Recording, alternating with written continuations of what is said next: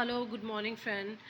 आज हम बात करेंगे क्लासिकल मैकेनिक्स की एमसीक्यू की। जैसा कि आप जानते हैं कि ये MCQ PGT physics and TGT non medical के लिए है, जो हिमाचल प्रदेश कमीशन में आने वाले हैं। तो क्लासिकल मैकेनिक्स ये बीएससी से रहेंगे। क्लासिकल मैकेनिक्स के हायर लेवल के एमसीक्यू डिस्कस करेंगे।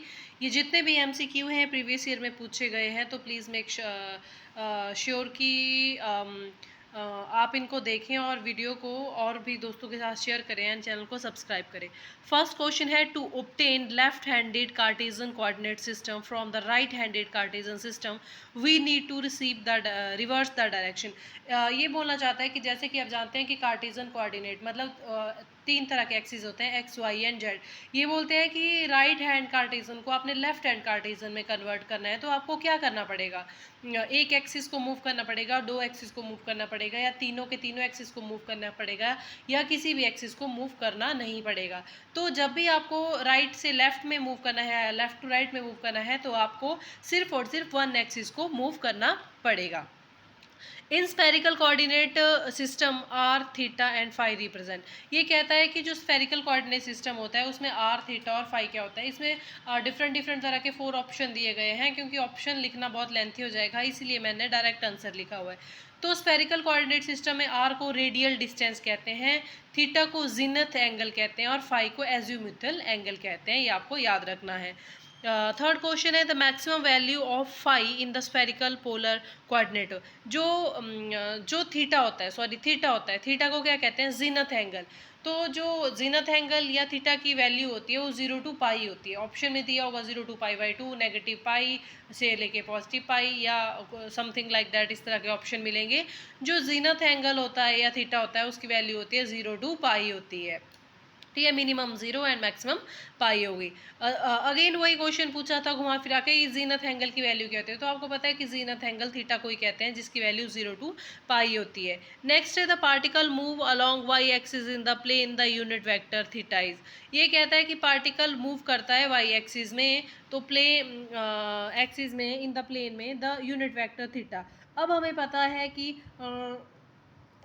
ये जो थीटा और आर होते हैं ये mutually perpendicular to each other होते हैं। जो रेडियल वेक्टर होता है और जीनथ एंगल होता है, ये आपस में म्यूचुअली परपेंडिकुलर होते हैं। बेसिकली ये तीनों आपस में म्यूचुअली परपेंडिकुलर होते हैं, लेकिन बात यहाँ पे थीटा और आर की करी गई है। यहाँ पे बोला गया है पार्टिकल मूव करता है वाई एक्सिस में, तो हमें पता है ये एक्स एक्सिस है, ये वाई एक्सिस है। पार्टिकल मूव करेगा मतलब आर कौन सी डायरेक्शन में है? वाई एक्सिस की तरफ में है। जब ये जो पार्टिकल वाई एक्सिस की तरफ होगा, तो ये अगर इस आर को अगर आप यहाँ ले जाएंगे तो थीटा कहाँ आ जाएगा? इस तरफ आ जाएगा। तो अगर आर जो है पार्टिकल जो है वाई एक्सिस की तरफ है, तो थीटा कहाँ हो जाएगा? नेगेटिव ऑफ एक्स एक्सिस की तरफ। तो पार्टिकल कहाँ मूव करेगा? Minus of I. यहाँ पे पूछा गया था particle move along Y axis in the plane the unit vector theta is minus of X axis. The next question है, the path of particle moving in a plane in a straight line inclined at angle 45 degree at axis the unit vector r। मतलब theta का कितना दिया है? 45 degree. आपको पता है कि जो रेडियल वेक्टर है उसको इस तरह से लिखा जाता है i cos theta plus j sine of theta, which means यहाँ पे बोला गया है कि थीटा की वैल्यू 45 है, तो कॉस 45 की वैल्यू कितनी होती है? साइन 45 की वैल्यू यहाँ पुट करेंगे, जो कि 1/√2 होती है। तो जो भी कॉमन निकाल के आपके पास आंसर आएगा 1/√2 आई प्लस जे, ये आप निकाल सकते हो थीटा की वैल्यू रख के। नेक्स्ट है सेंट्रीपिटल एक्सरलेशन। सेंट्रीपिटल एक्सरलेशन का जो फॉर्मूला होता है वो होता है आर थीटा डॉट का स्क्वायर। ये आपने याद रखना है। सेंट्रीपिटल एक्सरलेशन का जो फॉर्मूला होता है आर थीटा डॉट का स्क्वायर होता है। नेक्स्ट है, the particle move in a circle is. जो पार्टिकल मूव होता है सर्कल में, अलग अलग ऑप्शन दिए गए थे। तो क्या आपका, तो रेडियल वेलोसिटी जो होती है हमेशा ही 0 होती है। जो पार्टिकल सर्कल में मूव करता है उसकी रेडियल वेलोसिटी क्या हो जाएगी? क्या होती है? 0 होती है। नेक्स्ट है ninth question, for a particle moving in a plane its velocity and for a particle move in a plane its velocity and acceleration are given bye.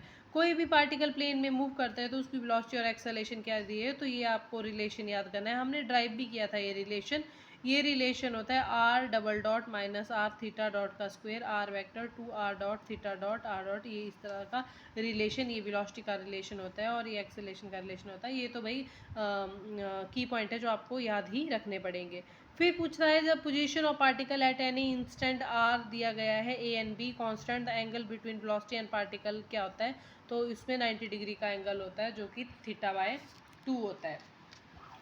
Next है if R theta and phi are spherical planar polar coordinate one of the following is zero. ये कहता है कि अगर R theta and phi are spherical polar coordinate है तो क्या zero होता है। तो हमें याद रखना होगा कि डी आर और डी थीटा जो होता है थीटा वेक्टर के बराबर होता है, D R upon D phi जो होता है sine theta sine phi unit vector के बराबर होता है, D theta upon D phi minus of R unit के बराबर होता है। लेकिन जो डी फाई से डी थीटा को आप डिफ्रेंशिएट करते हो तो वो जीरो के बराबर होता है, D phi by D theta कितना होता है, जीरो होता है।